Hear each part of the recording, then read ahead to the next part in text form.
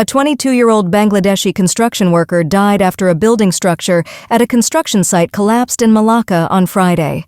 The body of the victim was retrieved by rescue personnel from the rubble at around 12:20 a.m. on Saturday. After receiving a distress call on the incident at 6:18 p.m., the Fire and Rescue Department dispatched 81 personnel to the scene at Jalan Bukit Senjuang in Bandar Hilir. When they arrived, they found 3 construction workers buried under piles of construction materials.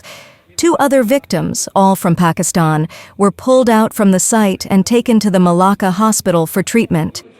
Bila mangsa pertama dikeluarkan, dia maklumkan ada kawan dekat belakang. Jadi kita dapat keluarkan melalui proses pemecahan batu daripada atas, pemotongan besi, dan kita dapat keluarkan dia selamatlah daripada antara konkrit tu, dia duduk kat dalam lah. Yang kita keluar mangsa kedua. Kemudian mangsa ketiga ni kita tak tahulah keadaan dia. Kita harap semuanya okey lah. The 2 injured victims are aged 32 and 49. There were 6 foreign workers at the site when the incident happened.